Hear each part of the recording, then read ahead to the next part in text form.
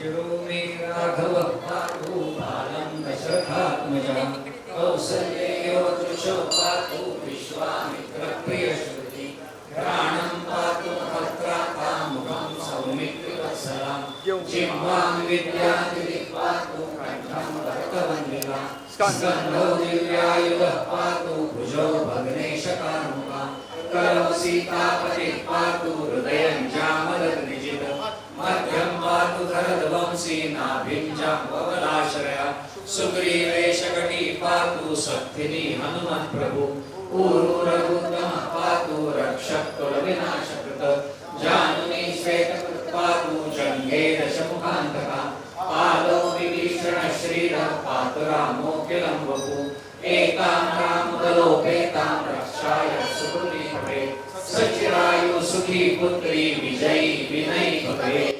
घंटाई माता की जय। जीवेच्छरदशतम् पश्येच्छरदशतम् जीवेच्छरदशतम् पश्येच्छरदशतम् वर्धेच्छरदशतम् नन्देच्छरदशतम् जीवेच्छरदशतम्।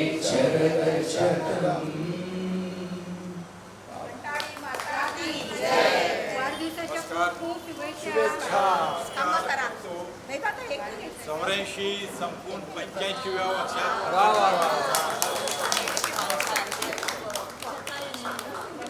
सेंचुरी पूर्ण हो 100व्या वर्षी तुम्ही इथे भाषण द्या आणि ऐकू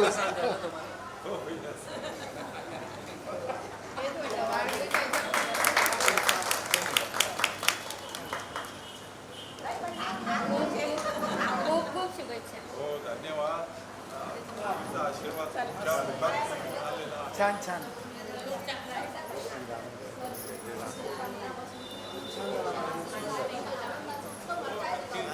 आरोग्य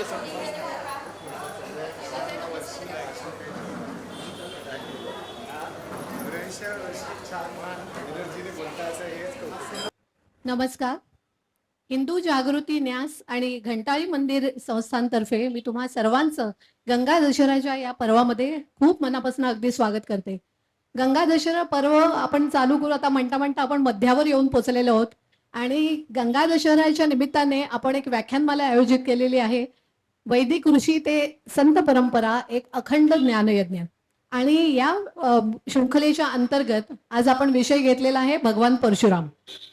अधिक मास आणि त्याच्यामध्ये आपण भगवान परशुराम त्यांच्याबद्दल आपण बोलणार आहोत. म्हणजे हे खरोखर खूप छान पर्वणी आहे आपल्या सगळ्यांना, कारण अधिक मास हा श्री भगवान विष्णूंना समर्पित केलेला आहे. त्यामुळे त्यांच्याविषयी आज आपल्याला ऐकायला मिळणार आहे. त्यामुळे खरंच खूप छान वाटतंय. भगवान परशुराम आपल्या सगळ्यांनाच माहिती आहे की श्री विष्णूंचे हे 6वा अवतार आहेत. जमदग्नी ऋषी आणि रेणुका माता यांचे ते सुपुत्र आणि त्यांच्याबद्दल आपल्याला माहिती असलेली एक विशेष आहे म्हणजे 21 वेळा त्यांनी पृथ्वी निक्षत्रिय केली हेही आपल्याला माहिती आहे.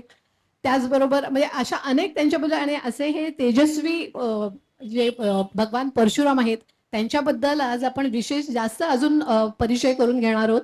आणि त्यासाठी आपण प्राध्यापिका सौ मेधाताई सोमण यांना आमंत्रित केलेलं आहे. तर मी त्यांना विनंती करते की त्यांनी कार्यक्रमाची पुढची सूत्र हाती घ्यावी. वक्रतुंड महाकाय सूर्यकोटि समप्रभ निर्विघ्नं कुरु मे देव सर्वकार्येषु सर्वदा. या देवी सर्वभूतेषु बुद्धिरूपेण संस्थिता. नमस्तस्यै नमस्तस्यै नमस्तस्यै नमो नमः. नमो नमः. आज आपल्या व्याख्यानमालेचा 5वा दिवस आहे. आपण पहिल्या दिवशी गंगा दशहरा बद्दल आणि अधिक महिन्याच्या बद्दल अधिक ज्येष्ठ महिन्याबद्दल माहिती बघितली. त्यानंतर ज्ञानेश्वर माऊलींचा विचार आपण ऐकला सगळा. त्यानंतर वसिष्ठ आणि विश्वामित्र यांच्यातला संघर्ष आणि त्यानंतर त्यांचं मनोमिलन झाल्यानंतर जो रामराज्याचा पाया घातला गेला त्याबद्दलचाही विचार आपण ऐकला. काल आपण नामदेव महाराजांच्या विषयी ऐकलं आज आपल्याला विचार करायचा आहे तो म्हणजे भगवान परशुरामांच्या जीवनाचा. अधिक महिना आहे आणि अ, विष्णूच्या अवताराविषयीच आज आपण 6व्या अवताराविषयी आज विचार करणार आहोत. तो योग खूपच चांगला जुळून आलेला आहे. आज नवीन पोडियम आणखी आहे, तोही एक चांगल्या तऱ्हेचा योग आलेला आहे. तर भगवान परशुरामांच्या बाबतीत आपल्याला पहिल्यांदा विचार करायचा आहे तो म्हणजे अऋषी आणि और्व ऋषी यांचा मुलगा म्हणजे रुचिक ऋषी आणि रुचिक ऋषी आणि सत्यवती यांचा मुलगा म्हणजे जमदग्नी आणि जमदग्नी आणि रेणुका माता यांचा पुत्र म्हणजे भगवान परशुराम. आपण त्या दिवशीच गाधी राजाचा पुत्र विश्वामित्र यांचा विचार केला होता. या विश्वामित्रांचीच कन्या विश्वामित्रांची बहीण सत्यवती आणि ती सत्यवती म्हणजेच रुचिक ऋषींची पत्नी. त्यामुळे जमदग्नी आणि विश्वामित्र हे मामाभाचे लागतात. त्याच्यानंतरचा आणखी एक त्यांचा नातेसंबंध म्हणजे विश्वामित्रांचा पुत्र राजा रेणू. या रेणू राजाला प्रसेनजित असंही म्हटलं जात होतं. यांची कन्या ही रेणुका आणि त्यामुळे रेणुका आणि जमदग्नींचा असा हा पुत्र परशुराम. रेणुका आणि जमदग्नी यांना एकूण 5 मुलं होती. एक म्हणजे रुमणवान, दुसरा सुषेण, तिसरा वसुमान, चौथा विश्वावसू आणि 5वा राम. आता हा राम हा खरं मूळ नाव त्याचं राम, परंतु हातात नेहमी परशु असायचा आणि त्या एका हातात परशु, खांद्यावर परशु आणि एका खांद्यावर धनुष्य आणि हातात बाण आणि असा तो असल्यामुळे परशुधारी आणि म्हणून त्याला परशुराम हे नाव पडलं. ते राम याच्याऐवजी परशुराम असं म्हटलं जाऊ लागलं. दशावतारांचा विचार केला तर मत्स्य, कूर्म, वराह, नारसिंह आणि वामन असे 5 अवतार आणि त्यानंतरचा हा 6वा अवतार. त्यानंतर 7वा अवतार म्हणजे श्री रामचंद्र, 8वा अवतार म्हणजे भगवान कृष्ण, 9वा अवतार बुद्ध आणि आता 10वा कल्की. ज्याच्यामध्ये आपण जर विचार केला तर राम, कृष्ण आणि बुद्ध यांचे चरित्र उपलब्ध आहेत. रामायणामधून, महाभारतामधून रामकृष्णांचा पुष्कळ काही उल्लेख आणि पुष्कळ माहिती आपल्याला मिळते. बुद्धांची चरित्र आहेत बुद्धाची, त्यामुळे त्याच्याबद्दलही माहिती पुष्कळ मिळते. मत्स्य, कूर्म, वराह, नारसिंह आणि वामन या 5 अवतारांच्या विषयी, दशावतारातले हे 5 अवतार यांचीही पुराणं आहेत. फक्त नाही पुराण कोणाचं तर परशुरामांचं. थोडीशी खंत मनाला वाटते, पुराणही नाही आणि असा चरित्र असं लिहिलं जाऊन, एकसंध चरित्र लिहून ज्या संबंध सगळ्या जीवनातले त्यांचे प्रसंग सांगितले गेले असंही चरित्र पूर्वीच्या काळी लिहिलं गेलं नाही. आता मात्र साहित्यिक बरेचसे कादंबऱ्या, कथा अशा तऱ्हेचे त्यांच्याविषयी लिहितात. तो भाग वेगळा, पण जुन्या काळामध्ये मात्र त्यांच्याविषयी काहीही लिहिलं गेलं नाही. याबद्दल मात्र खूप खंत वाटते. सप्त चिरंजीवांमध्ये परशुरामांचा समावेश केला गेलेला आहे. अश्वत्थामा, बलिर्व्यासः, हनुमान, विभीषणा, कृपः परशुरामश्च सप्तैते चिरंजीवाः. हे 7 चिरंजीव म्हणजे अश्वत्थामा, बली, व्यास, हनुमान, विभीषण, कृपाचार्य आणि परशुराम असे हे 7 चिरंजीव. मग त्या 7 चिरंजीवांच्या मध्ये सुद्धा परशुरामांचा उल्लेख केला गेलेला आहे. कारण परशुरामांनी केलेलं जे कार्य आहे ना, ते कार्य, त्याचा विचार कोणी करत नाहीये. खरा म्हणजे त्याचा विचार केला पाहिजे आणि नव्या पिढीला ते सांगितलं गेलं पाहिजे, पण ते सांगितलं जात नाही. आणि म्हणून मुद्दाम आजच्या ह्या एका दिवशी भगवान परशुरामांच्या विषयी आपल्याला माहिती अनेकांना असेलही, परंतु जर नसेल तर ती आपल्याला माहिती व्हावी असा त्याच्या मागचा एक माझा हेतू आहे. परशुराम हे शरीराने खूप धिप्पाड, उंच आणि तेजस्वी अशी शरीरयष्टी होती. मुख्य म्हणजे डोळे जे होते ना, ते भेदक डोळे होते. त्या डोळ्यांच्याकडे बघितलं कीच लोकांना भीती वाटेल आणि जटाधारी असे होते. त्यामुळे आणि परत खांद्यावर एकीकडे परशु, दुसरीकडे धनुष्य, हातात बाण, आणि असं ते सगळं त्यांच्याबद्दलची दहशत मात्र खूप निर्माण झालेली होती. त्यांच्या जन्माविषयीचा विचार केला तर जमदग्नींचा आश्रम हा नर्मदेच्या काठी होता आणि त्यामुळे नर्मदेच्या काठी परशुरामांचा जन्म झालेला आहे. वैशाख शुक्ल तृतीयेला संध्याकाळी त्यांचा जन्म झालेला आहे. वैशाख शुक्ल तृतीया म्हणजेच अक्षय तृतीया, आणि त्यामुळे अक्षय तृतीयेला भगवान परशुरामांचा जन्म, संध्याकाळचा जन्म झालेला आहे. शिक्षणाच्या बाबतीत आपल्याला माहिती आहे की पूर्वीच्या काळामध्ये उपनयन विधी झाला की त्यानंतर लगेचच 7 वर्ष पूर्ण झाली की उपनयन विधी, 8व्या वर्षी उपनयन विधी झाला की त्यानंतर लगेच गुरुच्या घरी जाऊन शिक्षण घ्यावं लागायचं. 12 वर्ष गुरुच्या घरी राहायला लागायचं आणि वेदाध्ययन सगळं, वेद, उपनिषद आणि त्यानंतर तत्वज्ञान, धर्म, इतिहास, भूगोल या सगळ्याचा अभ्यास हा गुरुच्या घरी राहून करावा लागायचा.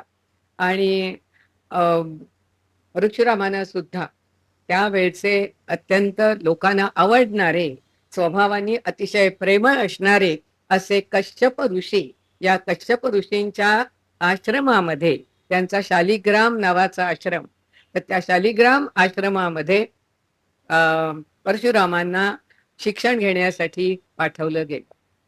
हे स्वतः कश्यप हे वेदविद्या पारंगत होते, त्यांना यंत्रविद्या चांगली अवगत होती, शस्त्रविद्या ही त्यांनी अवगत केलेली होती. अर्बुदा नावाचा पर्वत, आणि त्या अर्बुद पर्वतावर त्यांचा खरा म्हणजे शालिग्राम हा आश्रम होता. या आश्रमामध्ये जसं विद्यार्थ्यांना वेदाध्ययन ह्याचं शिक्षण दिलं जात होतं, तसंच या सगळ्या ऋषींच्या बाबतीत आपण विचार केला तर आपल्या लक्षात येईल की आजूबाजूला राहणारे जे गरीब, अज्ञ आणि पुन्हा आणखी दुबळे असे जे लोक असायचे, या लोकांची एक संघटना या सगळ्या ऋषींनी तयार केलेली होती, आत्मसंयमी संघटना.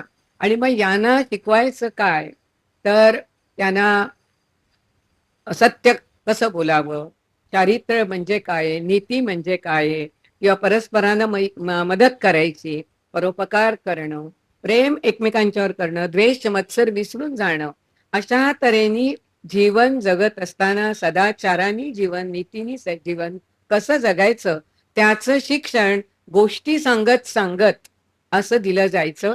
आणि स्वतः कश्यप ऋषी आणि त्यांचे सगळे विद्यार्थी, त्यांचा शिष्यगण, हे सगळे त्या अर्बुद पर्वताच्या पायथ्याशी असलेले जे सगळे गरीब, अज्ञ आणि पुन्हा दुबळे असे लोक जे होते, या लोकांना ते शिक्षण ते देत असत. आणि त्यामुळे त्या लोकांच्यात तर ते लोकप्रिय होतेच, परंतु आणखी सुद्धा आजूबाजूला जे तुमच्या आमच्यासारखे जे आपण म्हणतो ना असे प्रजाजन जे होते, ते प्रजाजनांना सुद्धा कश्यप ऋषी खूप आवडत असत, कारण कश्यप ऋषी फार प्रेमळ स्वभावाचे असल्यामुळे सगळ्यांना ते प्रिय होते. तेव्हा अशा तऱ्हेने हे या अर्बुद पर्वतावर शालिग्राम आश्रमामध्ये परशुरामांचं सगळं वेदाध्ययन आणि हे सगळं शिक्षण चालू होतं. शिक्षण संपल्यानंतर निरोप घेण्याची वेळ आली. सगळे सहपाठी जे होते, सगळे मित्र, त्या मित्रांना खूप वाईट वाटायला लागलं, कारण स्वतः परशुराम हे सगळ्या मित्रांच्या खूप लोकप्रिय असलेले आणि सगळ्यांना हवेसे वाटणारे असे होते. अतिशय म्हणजे अतिशय हुशार, तीक्ष्ण बुद्धी असलेले असे हे परशुराम शिक्षण पूर्ण करून निघाले. त्यावेळेला स्वतः कश्यप ऋषींना सुद्धा अश्रू आवरत नव्हते. परशुराम तर रडत होतेच, सगळे मित्र ते तर रडत होतेच, पण तरी सुद्धा त्यातल्या त्यात त्यांना की अरे तू परत कधी आता इकडे भेटणार, काय करणार, गुरूंचं सारखं सांगणं की तू अकारण कोणाचीही वैर धरू नकोस, सतत त्यांना सांगत होते. आणि ते सांगत होते मी कोणाशीही कधीही अकारण युद्ध करणार नाही, असा शब्द त्यांनी निघताना त्यांना दिला, नमस्कार केला. आणि त्यानंतर अश्रुपूर्ण अशाच अवस्थेमध्ये परशुराम हे आश्रमाच्या बाहेर नंतर आलेले आहेत. घरी आल्यानंतर आपोआप रोजचं जीवन सुरू झालं.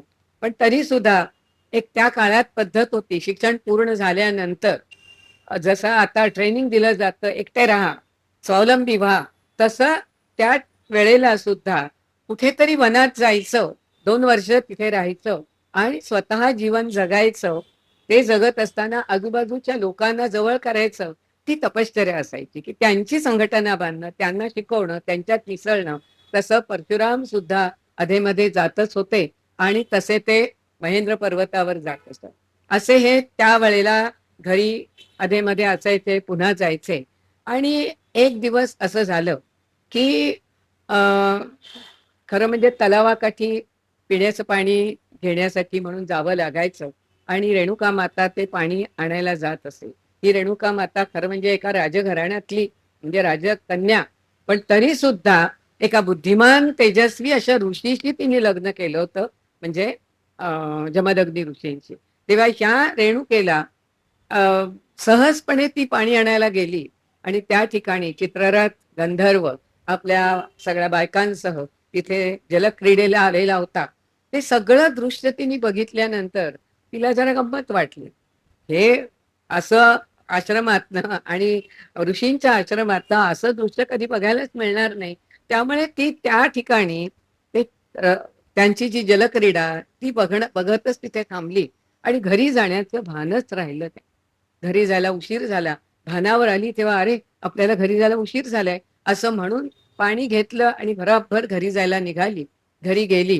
तो जमदग्नी तर खूपच रागीट. आपल्याला माहितीये की एखादा माणूस जर रागीट असला तर त्याला लगेच म्हटलं जातं अरे तू म्हणजे जमदग्नीचा अवतार आहेस असं सहजपणे म्हटलं जातं. इतके जमदग्नी हे रागीट म्हणून प्रसिद्ध. ती उशिरा गेली त्याबरोबर ते एवढे रागावलेले होते, इतके रागावले की त्यांनी मोठ्या मुलाला सांगितलं की आईचा शिरच्छेद कर. त्यांनी सांगितलं नाही मला नाही करता येणार. दुसऱ्या मुलाला सांगितलं, त्यांनी नाही सांगितलं. तिसऱ्या मुलाला सांगितलं, त्यांनी नाही सांगितलं. चौथ्या मुलाला सांगितलं आईचा शिरच्छेद कर. तो म्हणाला नाही मला नाही करता येणार. आणि मग शेवटी आणखीच रागावले.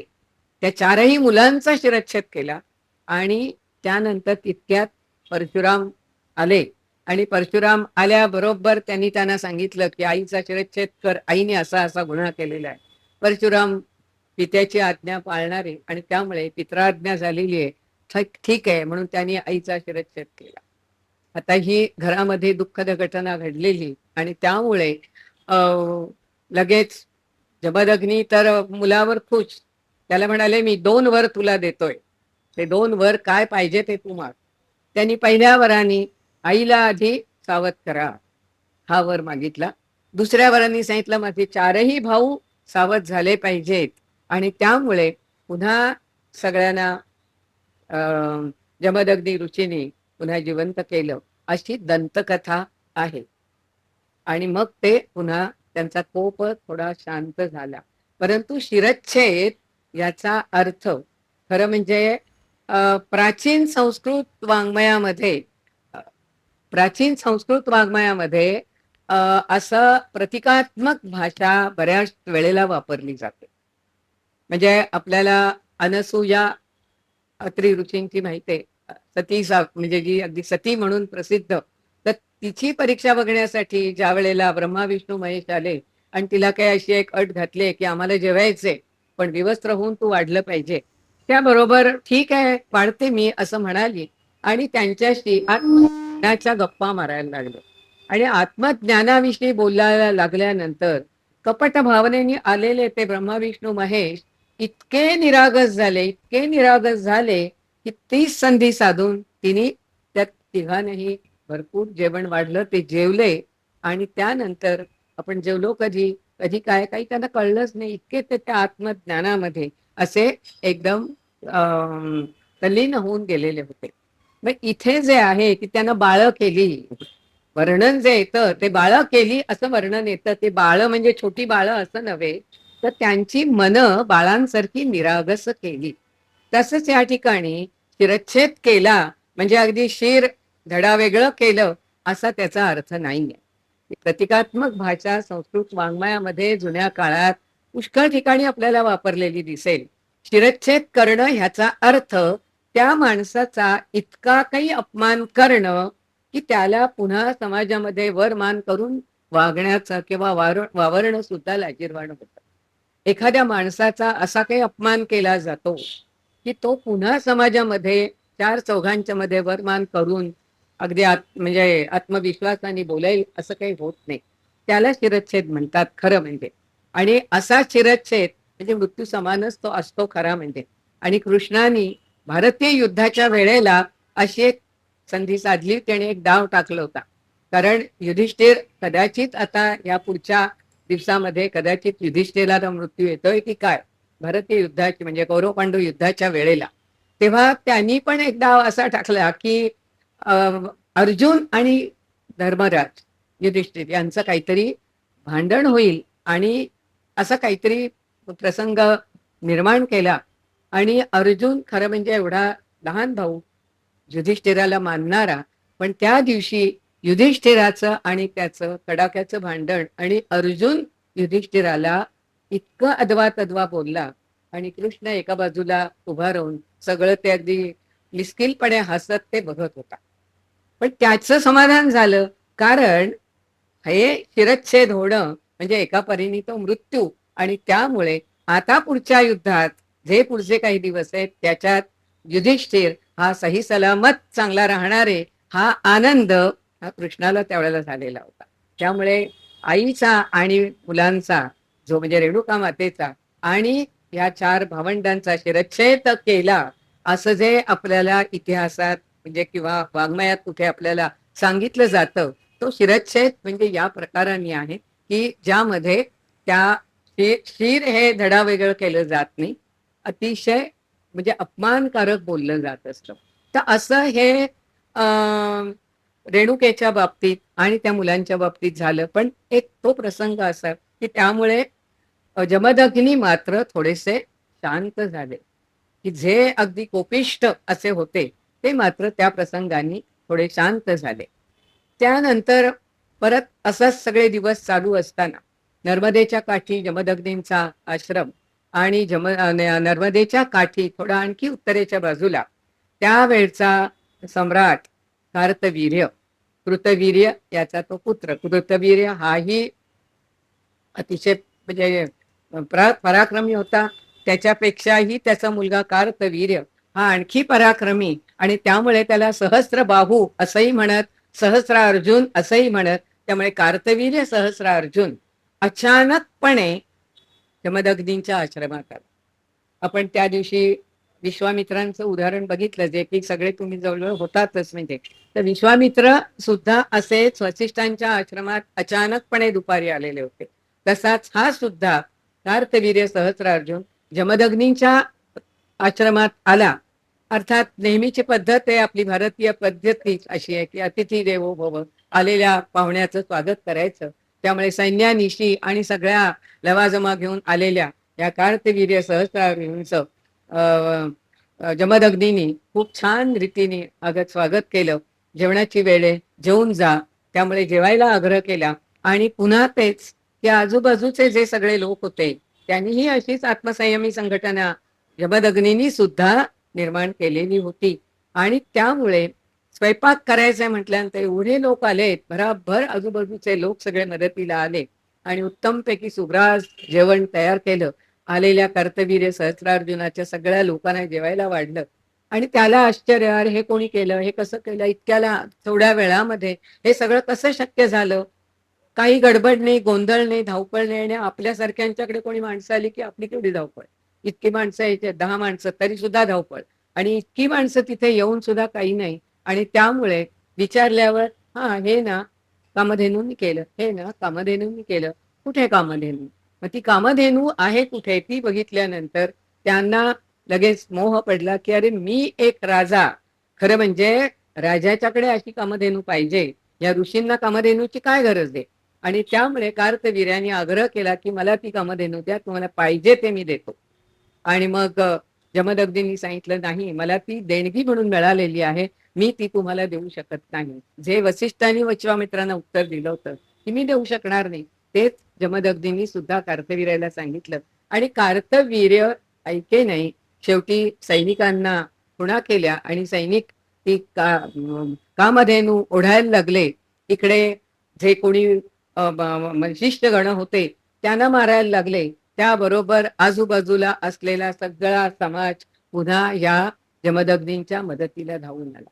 आणि ते सगळे धावून आल्याबरोबर कार्तवीर्याला, अर्थात जितका पराक्रमी शूर वीर, सैन्य सुद्धा इतकं चांगलं, पण आलेल्या लोकांच्या बरोबर त्यांना काही टिकाव लागला नाही, ते पराभूत झाले. पण कामधेनू मात्र ओढत ओढत पळवून नेली. त्यानंतर जाता जाता जेवढी मोडतोड करता येईल तेवढी आश्रमाची मोडतोड सुद्धा केली आणि गेले. हे सगळं घडलं त्यावेळेला परशुराम आश्रमात नव्हते. घरी आले आणि आल्यानंतर बघतायत तो आपले आई वडील एका झाडाखाली बसले, शिष्टगण बसलेले आहेत आणि सगळे चिंताक्रांत. त्यांनी विचारलं काय झालं, तेव्हा त्यांनी सांगितलं की कार्तवीर्य सहस्रार्जुन आलेला होता आणि त्यांनी गाय आपली जी आहे कामधेनू, ती कामधेनू आपली पळवून नेलेली आहे. असं काय, असं म्हटल्याबरोबर हातात परशु आणि ते धनुष्य बाण सगळं घेऊन लगेच निघाले आणि कार्तवीर्याच्या घरी गेले. राजवाडाच असेल अर्थात, काय जो काही त्या काळचा असेल. आणि घरी गेल्यानंतर त्याला बाहेर बोलावले, आमची कामधेनू आहे कुठे, ती पाहिजे आम्हाला. नाही देत म्हणाले. त्याबरोबर त्या दोघांचं त्या ठिकाणी युद्ध झालं आणि त्या युद्धामध्ये कार्तवीर्य मारला गेला. आता कार्तवीर्यासारखा इतका पराक्रमी आणि तो याला परशुरामानी मारलं. त्यानंतर गाय घेऊन घरी आले, कारण गाय दिली त्यांनी. कामधेनूला घरी घेऊन आले आणि आल्याबरोबर वडिलांच्या समोर कामधेनू समोर तिथे दिसली. त्यांनी सांगितलं मी कामधेनू घेऊन आलो. जमदग्नींना खूप आनंद झाला.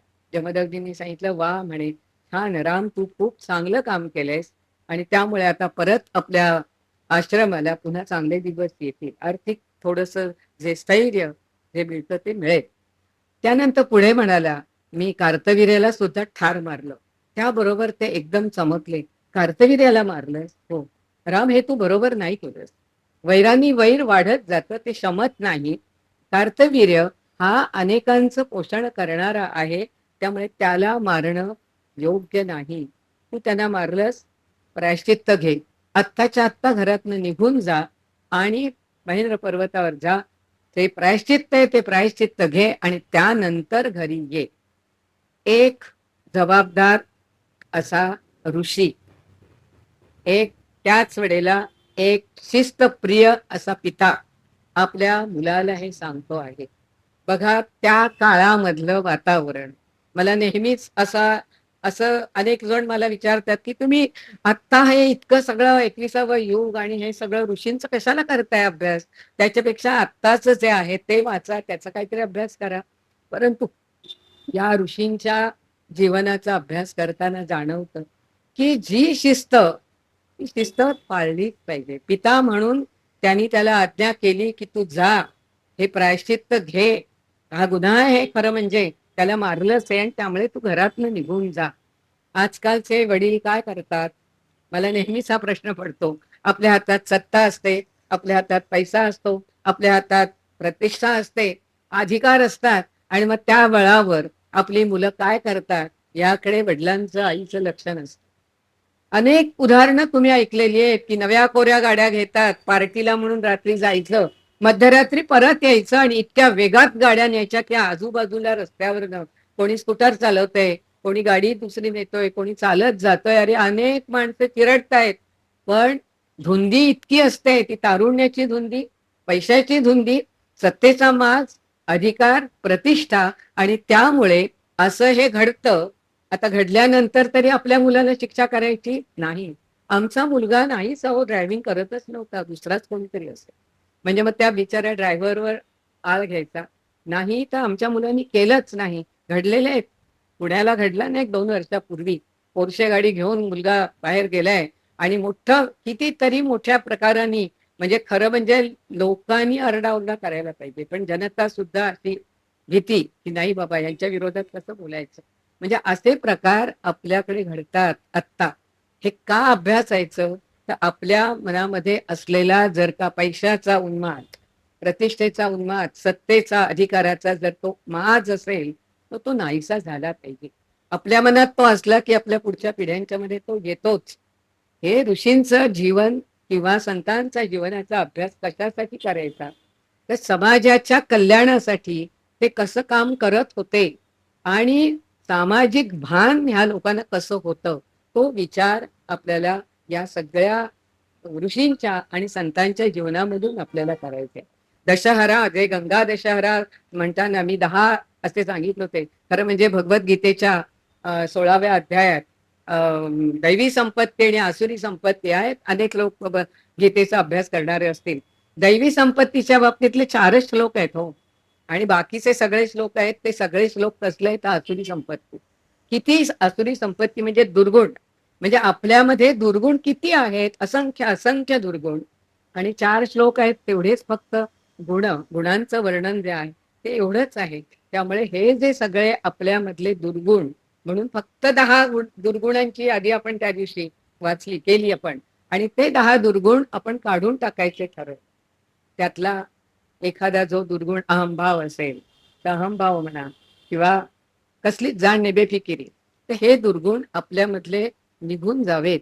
हे अशा तऱ्हेच्या ज्यावेळेला आपण जीवनचरित्र अभ्यासत असतो त्यावेळेला ही शिकवण या ऋषींच्या जीवनातून मिळते.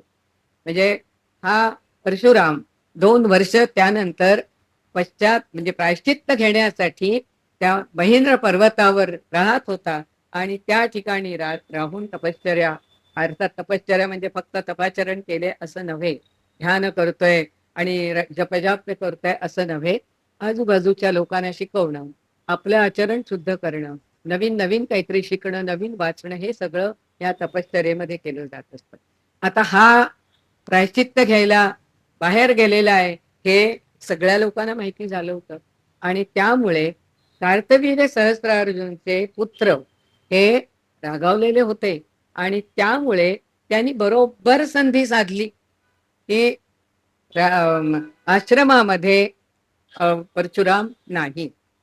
त्यावेळेला रेणुका सुद्धा काही कामानिमित्त आपल्या शिष्यांना घेऊन, मुलांना घेऊन बाहेर गेलेली होती. एकटे जमदग्नी आश्रमात होते, आणि कार्तवीर्याची मुलं आली आणि त्यांनी 19 घाव शरीरावर घातले तलवारीचे, आणि निर्घृणपणे या जमदग्नींची हत्या केलेली आहे. आणि ही हत्या झाली त्यावेळेला आश्रमात कोणीही नाही. थोड्या वेळाने रेणुका आली, बघते तो सगळं हे दृश्य बघितल्यानंतर रक्ताच्या थारोळ्यात जमदग्नी पडलेले आहेत. आक्रोश आक्रोश केला. सगळे शिष्य मुलं आक्रोश करतायत. आजूबाजूचे जे होते त्यांनी महेंद्र पर्वतावर जाऊन त्यांना निरोप दिला. त्याबरोबर लगेच परशुराम आले. परशुराम आले, खरे रागावलेले होते की आत्ता जाईल आणि त्या मुलांना मारीन, अशी त्यांची अवस्था होती. पण पहिलं कर्तव्य होतं ते आपल्या वडिलांना अग्नी देणं, आणि त्यामुळे परशुरामांनी केलं काय, ते कावड आपल्याला माहिती आहे, तर कावड खांद्यावर घेतली. एका कावडीच्या एका ह्याच्यामध्ये आपल्या वडिलांचं शव ठेवलं, आणि कावडीचा दुसरा भाग त्यामध्ये आपल्या मातेला बसवलं, आणि ती कावड घेऊन ते त्या सगळ्या वनातून जात होते. जाणकार असे जे ऋषी मुनी होते त्यांना मुद्दाम त्यांनी दाखवलं. आज आपल्याकडे टीव्हीवर तात्काळ बातम्या पसरतात, त्यामुळे जगाला कळतं काय झालंय ते, परंतु त्या काळात हे काहीच नव्हतं उपलब्ध.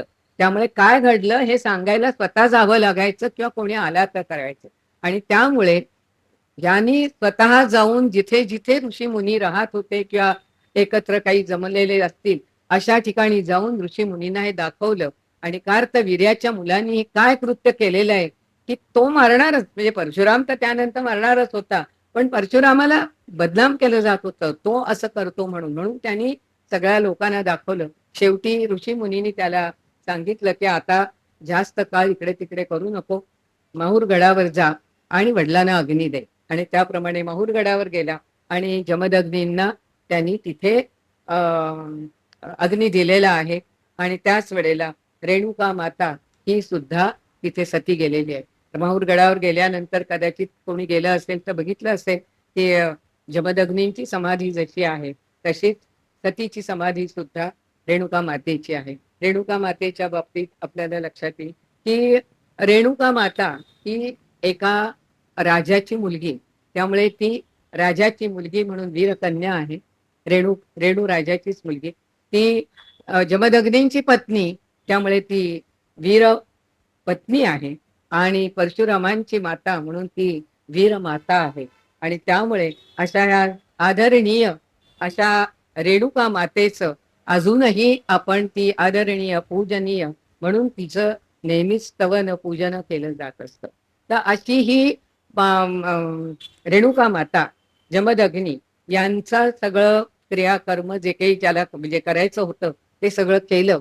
आणि पुन्हा परशुराम हे पुन्हा आश्रमामध्ये आले.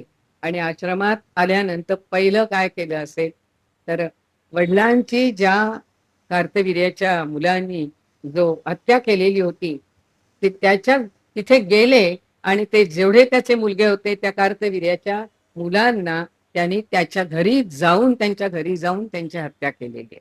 अर्थात हे केल्यानंतर आपोआपच समाजामध्ये वैर निर्माण झालेलं ते म्हणजे क्षत्रिय आणि ब्राह्मण हे वैर समाजाची म्हणजे लोक घाबरून घाबरून जीवन जगायला लागले की आता परशुराम मिळेल त्याला मारणार की काय, अशा अशा तऱ्हेने त्याच्याबद्दलचे सगळे म्हणजे गैरसमज केले गेलेले होते. आणि त्या काळामध्ये बऱ्याच ह्या हयहय हे कुळ म्हणजे हे जे क्षत्रिय राजे होते ह्यांचं कुळ कोणतं तर हयहय. आणि त्या हयहय कुळातल्या केवळ राजांना नव्हे तर परशुरामानी आत्ता ज्यांनी सांगितलं निक्षत्रिय पृथ्वी केली तर निक्षत्रिय नाही केलेली, नाही तर आता क्षत्रिय दिसलेच नसते. त्यांनी क्षत्रियांना मारलं. पण कोणाला मारलं? त्या काळात सलग काही केवढा दुष्काळ पडलेला होता. आणि असा अनेक वर्ष जर दुष्काळ पडला तर माहित आहे की जे आता आपण म्हणतो सरकारची तिजोरी खडखडाट झालाय तसं त्या काळामध्ये राजाची जी काही ही खजिना असायचा खडखडाट असा झालेला होता. मग राजे लोक काय करायचे तर राजे लोक सामान्यांच्या घराघरामधून फिरायचं आणि सामान्य कुटुंबातलं जे काही सोनं नाणं आणि धनधान्य काय जे असेल ते लुटायचं. असे अन्यायी राजे असं सामान्य लोकांच्या वर अन्याय करत होते. काही राजे तर ऋषी मुनींच्या आश्रमात जायचे आणि तुमच्याकडे आमच्या पूर्वजांनी तुम्हाला काही धनसंपत्ती दिलेली आहे. कारण ऋषी यज्ञ असतील तर यज्ञाला जात असत, काही पौरोहित्य करायचे जात असत आणि मग त्यांना भरपूर संपत्ती राजाच्या कडून मिळायची. मग हे सगळी संपत्ती ऋषी लोकांची राहणी साधी त्यामुळे ती संपत्ती सगळी जपून ठेवलेली मग कुठेतरी आश्रमात पुरून ठेवलेली, काय बँका नव्हत्या त्यावेळेला त्यामुळे ती जपून ठेवलेली म्हणजे कुठेतरी ती घरामध्येच आश्रमामध्येच पण पुरून ठेवलेली असायची. ती कुठे आहे ते विचारून त्यांनी नाही दिली तर आश्रमाची मोडतोड त्या लोकांना मारायचं. आणि असं हे लुटालूट ही क्षत्रिय राजांच्याकडून होत होती. आणि ज्या ज्या राजांनी अशा तऱ्हेने सामान्य लोकांना त्रास देत संपत्ती लुटली त्या राजांना या परशुरामानी खरं म्हणजे मारलेला. परशुराम जागोजागी जायचे आणि त्या राजांशी समझोत्यांनी काही गोष्टी करायचे. ते गेले विदर्भ, निषध, गंधार, कतार, काशीपट्टण, सौबर, केकय, कुरुदेश, मगध, त्यानंतर कलिंग, अंग, वंग, कंबोज, मालव अशा विविध राज्यातून खरं म्हणजे ते जात होते. आणि ज्या ज्या ठिकाणी काही राजे तर शरण यायचे आणि त्यांना शरण आले की काय शरण आल्यानंतर जे काही मागणी असतील त्या मागणीप्रमाणे देत असत.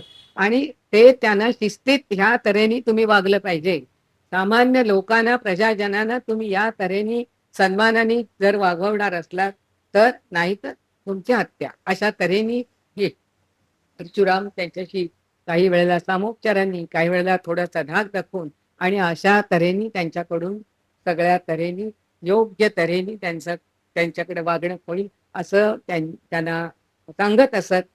जे कोणी ऐकत नसत आणि उद्दाम असायचे उन्माद असायचा ज्यांना त्यांच्या बाबतीत मात्र परशुरामांनी त्यांना मारलेलं आहे.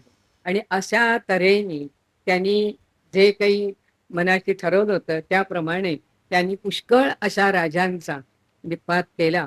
आणि मग शेवटी ते काशीला गेले. काशी विश्वेश्वराच्या दर्शन घेतलं आणि त्यानंतर हात जोडून काशी विश्वेश्वराला सांगितलं की मातेला दिलेला शब्द पुरा करत आणलेला आहे. अधर्म, अन्याय, अत्याचार करणारे जे जे राजे आहेत त्या राजांना मी मारलं, पण कशासाठी? समाजाच्या हितासाठी, मानवांच्या कल्याणासाठी मी मारलेला. स्वतःच्या स्वार्थासाठी त्यांनी क्षत्रियांचा आणि सगळ्याच क्षत्रियांना त्यांनी मारलेलं नाही. परशुरामांच्या विषयी हे फार मोठे गैरसमज निर्माण केले गेलेले आहेत की परशुरामांनी सगळ्या क्षत्रियांना मारलं असं नाही. जे शिस्तीने वागणारे आणि जे सामोपचाराने सगळं जीवन जगतायत, जे सामान्यातल्या सामान्य अशा माणसांना सुद्धा न्यायाने वागवतायत, अशा सगळ्या राजांना त्यांनी अगदी चांगल्या रीतीने सहकार्य केलेलं आहे, त्यांना मार्गदर्शन केलेलं आहे, त्यांना आणखी संपत्ती लागली तर आपल्या जवळची संपत्ती पण दिलेली आहे. अशा तऱ्हेने अनेक राजांना त्यांनी असं अभय दिलेलं आहे. आता आपण रामराज्य बघितलं, त्यांचं जे इक्ष्वाकू कुळ, ते इक्ष्वाकू राजांना त्यांनी कुठेही त्यांनी त्रास दिलेला नाही, कारण इक्ष्वाकू राजे प्रजाहित तत्पर होते. मिथिलेचे जनक राजे हेही प्रजाहित तत्पर होते. अशी राज्य ही कुठेच त्यांनी कुठे त्या राजांना कसल्याही तऱ्हेचा दंड किंवा कसल्याही तऱ्हेची शिक्षा केलेली नाही, त्याच्या वाट्याला सुद्धा ते गेलेले नाही. असे तऱ्हेने त्यांचं सगळं जे चाललेलं होतं आणि उन्मत्त अशा राजांचा असा निपात करत करत ते काशी विश्वेश्वराला जाऊन आले आणि त्यानंतर मग ते घरी आश्रमात आले. त्यांचे मोठे 4 भाऊ त्यांची वाट बघत होते. परशुराम आश्रमात आल्यानंतर त्यांचं इतक्या आनंदात त्या भावांनी स्वागत केलं आणि स्वागत केल्यानंतर मग परशुरामांना सगळं ती संपत्ती, अलोट संपत्ती परशुरामांच्या जवळची बघितली. अरे आपण ह्याचं काय करायचं, आपल्याला तरी काही नको. परशुराम तर कसल्याच बाबतीत कसलाच लोभ नव्हता त्यांना, आणि त्यामुळे आता काय करूया, तर आता आपण एक विश्वजित यज्ञ करूया असं त्या सगळ्यांनी ठरवलं. आणि विश्वजित यज्ञ करायचा. मग आता पुरोहित कोण, तर आपले गुरु आहेतच. कश्यप ऋषींना त्यांनी गुरुपद म्हणजे काय म्हणायचं, अध्वर्यू पद दिलं आणि तो यज्ञ पार पाडायला सांगितला. त्याप्रमाणे तो यज्ञ पार पडला, संपन्न झाला. आता तो यज्ञ झाल्यानंतर यांनी परशुरामांनी गुरूंना विचारलं की मी काय काय केलं ते मी तुम्हाला सांगतो. त्याप्रमाणे पहिल्यांदा त्यांनी सांगितलं की मी क्षत्रियांना मारलं, क्षत्रिय राजांना मारलं म्हणून मला म्हणतायत, पण मी कोणाला मारलं? मानवांच्या कल्याणासाठी, समाजाच्या हितासाठी उन्मत्त झालेले आणि सामान्यातल्या सामान्य लोकांना जे त्रास देत होते, छळत होते, अशा राजांचा समजावून सांगून सुद्धा ज्याने ऐकलं नाही त्यांचा मी निपात केलेला आहे. आणि जे कोणी मदतीची अपेक्षा होती त्यांना मी मदत सुद्धा केलेली आहे. गुरुनी हे सगळं ऐकून घेतलं. त्यानंतर परशुरामांनी त्यांना विचारलं की तुम्ही इतका हा सगळा यज्ञ संपन्न झालेला आहे आणि मला तर ह्या संपत्तीचा लोभच नाहीये, मला यातलं काहीच नको आहे, तर तुम्हाला दक्षिणा मी काय दे? त्याबरोबर कश्यप ऋषी त्याच्याकडे बघत म्हणाले की अरे तू तर काही निर्लोभीच आहेस आणि त्यामुळे हे सगळं जे काही आहे ना हे तू मला दे, ही सगळी गुरुदक्षिणा म्हणून मला दे. एकाही क्षणाचा विचार न करता जे काही ती अलोट संपत्ती होती ती सगळी त्यांनी आपल्या गुरूंच्या चरणी अर्पण केली. आणि अशा तऱ्हेचं महादान मागणारे या पृथ्वीवर आजपर्यंत कोणी झाले नाही, होणारही नाही. आणि अशा तऱ्हेचं महादान देणारा एक ब्राह्मण अशा तऱ्हेने कोणी झाला नाही, होणारही नाही. इतकं प्रचंड असं त्यांना ती संपत्ती जी मिळालेली होती ती समाजकार्यासाठीच त्यांना परत द्यायची होती, ती त्याने दिली. पुन्हा ऋषींचा अभ्यास का करायचा? आपल्याजवळ जे काही असेल त्यातला काही वाटा हा समाजासाठी द्यायला पाहिजे आणि तसा तुम्ही आम्ही देत असतो. पण यांनी तर परशुरामांनी तर सगळं दिलं. आणि मग त्यांनी गुरूंना विचारलं की एक क्षणापूर्वी महासम्राट असलेला सगळ्या म्हणजे भारतभूमीवरचा सर्वात संपन्न आणि सर्वात श्रीमंत असा राजा कोण होता? तो परशुराम होता. परंतु एका क्षणात तो अकिंचन झाला, काहीच नाही जवळ. त्याने विचारलं की माझ्याजवळ आता काहीही नाही, मला ह्या ठिकाणी राहण्याचा पण अधिकार नाही, आता मी कुठे जाऊ आणि मी काय करू? त्याबरोबर कश्यप ऋषी त्याला म्हणाले की होय, मी सांगेन ते काम तू नक्की करणारच आहे. मी आता तुला सांगणार आहे, तर तू या ठिकाणी राहू नकोस. तू या ठिकाणाहून निघ. मग कुठे जाऊ मी? तर दक्षिणेकडे उंच पर्वतांच्या रांगा आहेत आणि दुसऱ्या बाजूला समुद्र आहे. आणि हा समुद्र आणि त्या उंच पर्वताच्या रांगांच्या मध्ये असा निमुळता म्हणा किंवा अरुंद चिंचोळा असा जो प्रदेश आहे, त्या प्रदेशात तू जा आणि त्या ठिकाणी तू वसाहत निर्माण कर. तू पराक्रमी आहेस, जिद्दी आहेस, मेहनती आहेस, तेव्हा सातत्याने तू हे काम करून त्या ठिकाणी तू वसाहत निर्माण करशील याची मला खात्री आहे. आणि हे जर काम केलंस तर पुढच्या पिढ्या पिढ्या पिढ्यांच्या पर्यंत तुझं नाव राहील आणि एक सामाजिक काम केल्याचा एक तुला समाधान मिळेल. आणि गुरूंनी सांगितल्यानंतर लगेच परशुराम निघाले. आता त्या काळामध्ये सगळा जो भाग भारतभूमी म्हणून म्हणायची उत्तरेकडचाच सगळा होता. दक्षिणेकडे काही सगळं जंगलच, म्हणजे वसती नव्हतीच. आणि त्यामुळे परशुराम निघाले. आपले सगळे म्हणजे अनुयायी, त्यांची मित्रमंडळी आणि सगळे म्हणजे ब्रह्मवृंद जसा तसा क्षत्रवृंद, ब्राह्मण जसे तसे क्षत्रिय, अनेक तऱ्हेनी अनेक लोक त्यांच्या बरोबर निघालेले होते. जे निघाले ते चालत, ते काही त्यावेळेला काय असे रथ घोडे आणि गाड्या घोड्या काहीच नाही, चालत निघाले. हातात काय जे काही जे असतील साहित्य शस्त्र ती. आणि जंगल इतकं घनदाट जंगल की त्या घनदाट जंगलातून जाताना दिवसा सुद्धा सूर्याचे किरण जमिनीपर्यंत पोहोचत नव्हते. इतकी झाडं झुडपं आणि इतकं घनदाट असं अरण्य. रस्ता नाहीच काही, काट्याकुट्यातून दगडधोंड्यातून पुढे पुढे जायचे. आणि इतक्या तऱ्हेने म्हणजे असंख्य असंख्य असंख्य अडचणी. आणि अशा वेळेला कुठे पाणी मिळालं तर मिळायचं, नाही तर नाही, पाणी नाही, अन्न नाही. रस्त्यातनं त्या ह्याच्यातनं जाताना काही जर का झाडावर फळं मिळाली आणि ती फळं खायची की नाही, ती काय आहेत, विषारी आहेत का गोड आहेत, तेही काही माहिती नाही. पण काहीतरी त्यातलं चव कोणी बघितली पण असणार. काही वेळेला ते कडू असेल, विषारी असेल, तर असे पण मृत्यू झाले असतील. हिंस्त्र श्वापदत जागोजागी. किती माणसांचे जीव गेले असतील याचीही काही गणती नाही. आणि असं करत करत इतक्या कष्टाने असे ते दक्षिणेपर्यंत पोहोचले.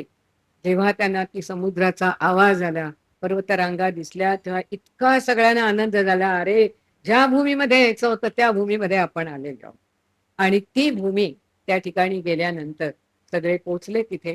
आता उत्तरेकडे ज्या वेळेला कश्यप मुनी जे सगळं धन त्यांना यांनी अर्पण केलेलं होतं, समाजाची घडी विस्कटलेली होती, ती पुन्हा परत बसवायची होती. त्यामुळे परत कश्यपाने सगळ्या सामान्य माणसांना एकत्र केलं, त्यांना आश्वासन दिलं, त्यांना विश्वास निर्माण केला, समुपदेशन केलं, त्यांना मदत केली. कारण सगळी बातात झालेली होती. लोक घाबरून गेलेले होते की अरे, आपल्या परशुराम जर परत आले तर आपला काही निपात हे करतील की आपल्याला मारतील की काय. परशुराम असे की कोणाला दिसला की मारलंय असं काही नव्हतं. ते फार बुद्धिमान होते. त्यामुळे कोणाला मारायचं आणि कोणाला जीवदान द्यायचं हे ते बरोबर जाणत होते. आणि त्यामुळे परशुराम आता दक्षिणेकडे निघून गेलेले आहेत. लोकांना आधी त्यांनी आश्वस्त केलं आणि सगळ्या सामान्य माणसांना त्यांनी एकत्र केलं. त्यांची जी घरं ती चालू करून दिली, कोणाला व्यवसाय उपलब्ध करून दिले, रोजगार उपलब्ध करून दिले. जे राजे मारले गेलेले होते त्यांचे पुढचे वंशज, त्या वंशजांना त्यांनी बोलावलं सगळ्यांना. आणि त्या लोकांना सुद्धा त्यांना काही संपत्तीचा वाटा त्यांना दिला. आणि असे अनेक राजे होते की त्या राजांचे वारस, त्या वारसदारांना त्यांनी त्यांचं धन परत दिलं आणि त्यांचे सगळे राज्य चालू करा म्हणून सांगितलं. सगळ्या तऱ्हेने मार्गदर्शन केलं. आणि त्या काळामध्ये ब्राह्मण, क्षत्रिय, वैश्य आणि सगळ्या वर्णांच्या लोकांना एकत्र करून समाजाची घडी परत बसवण्यासाठी खूप काही कष्ट कश्यपाने केलेले. तेव्हा हे सगळं त्यांनी या भागात केलं. आणि परशुराम दक्षिणेकडे गेल्यानंतर त्यांना सगळी ती भूमी सगळं निर्माणच करायचं होतं. जागोजागी जे काही झाडं झुडपं होती बाजूला केली, काही झोपड्या बांधल्या, राहण्याची सोय केली आणि त्यानंतर राहायला लागले. आणि पाण्याची सोय पाहिजे, रस्ते नीट नाहीत, मग ते खडबडीत असतील, कुठे उंच दगड, कुठे खड्डा, ते रस्ते साधारण सारखे केले, जायला यायला नीट व्हावं म्हणून. आणि मग वेदाध्ययनासाठी आश्रम सुरू केला. हळूहळू आजूबाजूच्या याच्यातनं जी जी मुलं होती ती सगळी आश्रमात शिकायला यायला लागली, मंदिरं बांधली आणि सगळीकडे माणसांची वस्ती निर्माण व्हावी म्हणून जास्तीत जास्त ऋषी मुनींना, विद्वत जनांना आणि सामान्य सगळ्या लोकांना आमंत्रित केलं की तुम्ही इकडे या आणि आपण सगळे सुरू करूया. आणि पवित्र वातावरण असं निर्माण केलं. जागोजागी सगळे वेदघोष, मंत्रघोष चालू आणि एकीकडे वेदाध्ययन चालू, असं ते जीवन सुरू केलं. आणि हळूहळू त्या ठिकाणी एकत्रितपणे सगळ्या तऱ्हेने जीवन सुरू झालं. हा जो भाग, जो एका बाजूला सह्याद्री पर्वत आणि दुसऱ्या बाजूला समुद्र आणि मधला जो चिंचोळा भाग, जो अरुंद भाग म्हणून जो कश्यपानी त्याला सांगितलं होता, त्या भागात सगळा जो विकास आहे तो विकास हा परशुरामांनी केलेला आहे. म्हणजे कोकण भूमी जी आपण म्हणतो, रत्नागिरी जिल्हा, सिंधुदुर्ग जिल्हा, गोवा, केरळ, कर्नाटकाचा थोडा भाग आणि ही सगळी जी भूमी आहे याला अपरांत भूमी, परशुराम भूमी असं म्हणतात. आणि आजपर्यंत जे जे लोक त्या ठिकाणी राहतात या सगळ्यांना, सगळ्या जाती जमातीच्या सगळ्या लोकांना परशुराम हे आराध्य दैवत म्हणून त्यांचं आहे मानलं जातं आणि परशुरामांना मानणारे सगळे लोक. तेव्हा परशुरामांनी असं हे फार मोठं सामाजिक कार्य केलेलं. आणखी एक त्यांचं सामाजिक कार्य, फार मोठं काम, आणि ते म्हणजे ज्या वेळेला हा सगळं दैनंदिन जीवन चांगलं सुरळीतपणे चालू होतं आणि ते सुद्धा असेच एका ठिकाणी ध्यानधारणा करीत बसलेले होते आणि एकदम त्यांना माणसांच्या काही बोलण्याचा आवाज आला म्हणून ते बघायला लागले. समुद्र काठावर 2-3 माणसं त्यांना अशी बसलेत, आडवी झालेत की अशी त्यांना दिसली. ते पुढे आणखी गेले. ते बघतायत तो 1-2 करता करता अनेक माणसं त्यांना अशी गर्भगळीत झालेली, घाबरलेले, दमलेले, अन्न पाणी काहीही नाही, उपासमार झालेले असे त्यांना काही माणसं दिसली. खरं म्हणजे आत्ताचा काळ असता किंवा आणखी कोणत्या प्रदेशात दुसरे कोणी म्हणजे आपला भारतीय जरी गेला असता तरी पकडले असते, शिक्षा केली असती, डांबून ठेवलं असतं, हालहाल केले असते. परशुरामांनी मात्र हे सगळे जे होते या सगळ्यांना 1 नाही 2 नाही तर 14 जण होते आणि त्या सगळ्या लोकांना त्यांनी याचा पाणी पाजलं. त्यांनी फळांचे रस शिष्याना सांगितलं, फळांचे रस त्यांना पाजायला सांगितलं. काही औषधी वनस्पती, त्यातले औषधी वनस्पतींचे रस काढले, त्यांना ते पाजले आणि त्यांना हळूहळू जरा थोडं बरं वाटायला लागलं. 4 दिवसांनी साधारण ते हालचाल चांगल्या तऱ्हेने करायला लागले. बोलायचं तर परशुरामांची भाषा त्यांना कळत नव्हती, ते बोलत होते ती भाषा त्यांना कळत नव्हती. खुणानी सगळं चाललेलं होतं. 4-8 दिवस, 15 दिवस, महिना झाला ते हिंडायला फिरायला लागले. त्या भूमीत ते रुळले थोडे आणि मग परशुरामांनी त्यांना सांगितलं की कुठून आलेत, कसे आलेत ते त्यांनी सांगितलं. पश्चिमेकडच्या प्रदेशातून म्हणजे युरोपच्या भागातून, काही भागातून ते आलेले ते लोक होते. असे 14 लोक आणि त्या 14 लोकांना सगळं जीवदान हे परशुरामांनी दिलेलं आहे. त्यांनी त्या ठिकाणी राहण्याचा आग्रह केला, त्यांना झोपड्या बांधून दिल्या, त्यांना सगळ्या त्यांच्या सोयी त्यांना उपलब्ध करून दिल्या आणि त्यांना वेदाध्ययन शिकवलं. वेद, उपनिषद आणि हे सगळे संस्कृत ग्रंथांमधलं भारतीय संस्कृतीत असलेलं ज्ञान हे त्यांना शिकवलं आणि त्यानंतर ते भारतातच रुळले. 5000 वर्षापूर्वी राहिलेले. असं म्हणतात की जी 14 गोत्र आहेत तिथे 14 आलेले जे ते त्यातलेच काही ते ऋषी म्हणून नंतर नावारूपाला आले आणि ते अशा तऱ्हेने परशुरामांनी त्यांच्यावर केलेले उपकार, मानव जातीवर उपकार करणारा असा हा परशुराम. यांनी जे काही काम केलं ते मानवाच्या कल्याणासाठी केलेलं आहे. त्यांनी क्षत्रिय राजांचा वध केला, नक्कीच केला, परंतु तो कशासाठी केला? स्वतःच्या स्वार्थासाठी नाही, मानवाच्या कल्याणासाठी. ज्या माणसांच्यावर अन्याय अत्याचार केले जात होते, त्यांचं धन लुटलं जात होतं, त्यांची घरं लुटली जात होती, अशा लोकांना त्यांनी आधार द्यावा म्हणून त्यांनी त्या क्षत्रिय उन्मत्त राजांना मारलेला आहे. आणि असे जे राजे होते ते क्षत्रिय होते, आणि म्हणून त्यांनी बघितलं नाही ते वैश्य आहे का, तो ब्राह्मण आहे का क्षत्रिय, जो उन्मत्तपणे लोकांना त्रास देत होता त्यांना त्यांनी मारलेलं होतं. तेव्हा असे हे परशुराम, या परशुरामांचं जे म्हणजे एकीकडे त्यांची बुद्धिमत्ता आणि एकीकडे पराक्रम, कारण त्यांची आई रेणुका ही क्षत्रिय राजघराण्यातली, रेणू राजाची मुलगी आणि विश्वामित्रांची ती खरी नात, आणि त्यामुळे रेणुका ही त्यांची परशुरामांची आई. जमदग्नींच्या बाबतीतही तसंच होतं. वडील त्यांचे रुचिक हे ब्राह्मण आणि आई सत्यवती ही परत क्षत्रिय. त्यामुळे म्हणजे त्या लोकांच्या मध्ये परशुराम असू देत किंवा जमदग्नी असू देत, बुद्धिमत्ता अफाट होतीच, परंतु पराक्रम आणि शौर्य हेही तितकंच होतं. आणि त्यामुळे परशुरामांच्याकडून म्हणूनच हे अशा तऱ्हेचं फार मोठं सामाजिक काम परशुरामांच्याकडून झालेलं आहे. परशुरामांच्या बाबतीत असं म्हटलं जातं की अग्रुतो चतुरो वेदः पृष्ठतो सचरम धनुः इदम ब्राह्मम इदम क्षात्रम शापादपि शरादपि. म्हणजे एकीकडे जर म्हणावं तर अग्रतो चतुरो वेदः, तोंडाने बोलतायत वेद उपनिषद आणि सगळे मंत्र, आणि हे सगळं तोंडपाठ आहे, आणि पृष्ठतो सचरम धनु, खांद्यावर काय आहे तर धनुष्य आहे, आणि तो परशु पण आहे, हातात बाण आहे. आणि त्यामुळे इदम ब्राह्मम इदम क्षात्रम, एकीकडे ब्राह्म तेज आहे, एकीकडे क्षात्र तेज आहे, आणि त्यामुळे शाप देण्याची पण क्षमता आहे आणि बाणाने मारण्याची पण क्षमता आहे. तेव्हा असं हे एकीकडे बुद्धिमत्ता, एकीकडे पराक्रम, आणि तरीही स्वाभिमानाने देशाच्या साठी अशा तऱ्हेचं कल्याणकारक काम करणारे असे हे परशुराम. आणि या परशुरामांना असं थोडंसं झालंय की मूळ त्यांचं चरित्र जाणून न घेता त्यांना फार बदनाम केलं गेलेलं आहे.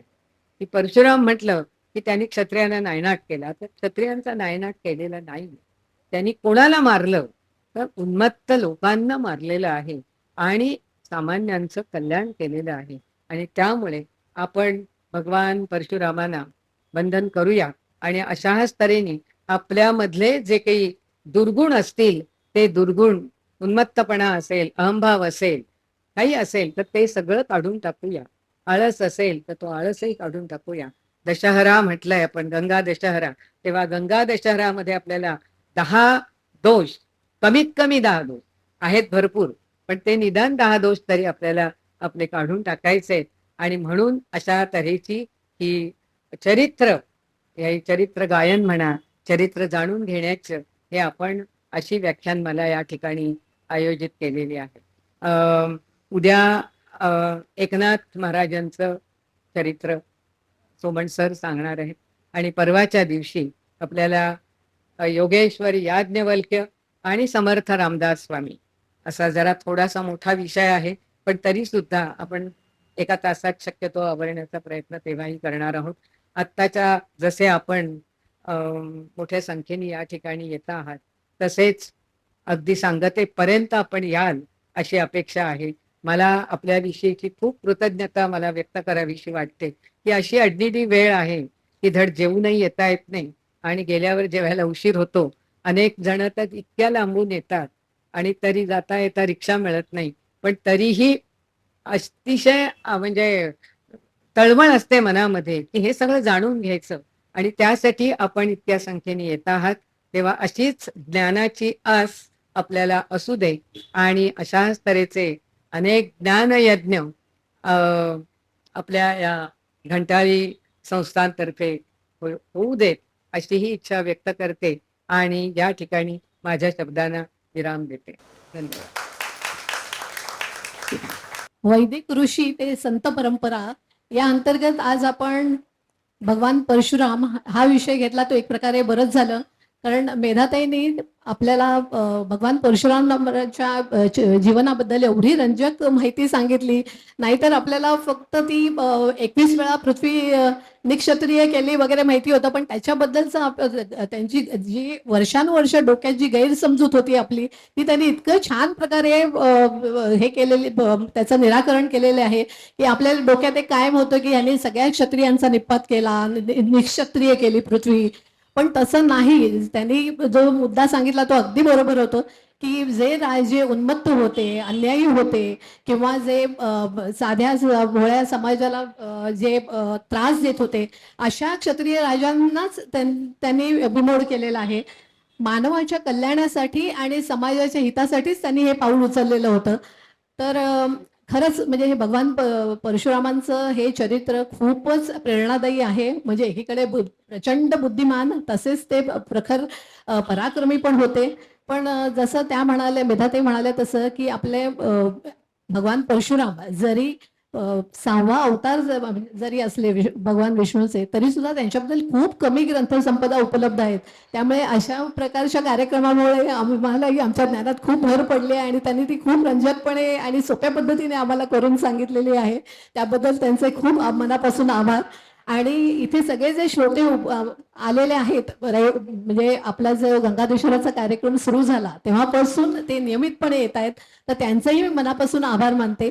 पण तरी मला एक छोटंसं एक विनंती करावीशी वाटते. इथे जे आजी आजोबा आहेत, आई बाबा आहेत, तर त्यांनी येताना आपल्या नातवंडांना, मुलांना घेऊन आलं तर खरंच, कारण ह्या ऋषींबद्दल, संतांबद्दल त्यांच्या कानापर्यंत पोहोचणं, त्यांना ते माहिती करून देणं हे जास्त महत्वाचं आहे. त्यामुळे जमलं तर तुम्ही पण त्यांना घेऊन या. अजूनही सोमवारपर्यंत आपला गंगाधेश्वराचं हे पर्व चालू राहणार आहे. तर बघा, नक्की त्यांना घेऊन या. आज आपण इथे आलात त्याबद्दल सगळ्यांचे परत एकदा धन्यवाद. आणि उद्याचा आपला विषय आहे संत एकनाथ महाराज. सोमण सर उद्या हा विषय घेणार आहेत. तर उद्याही अशाच संख्येने उपस्थित राहा. धन्यवाद.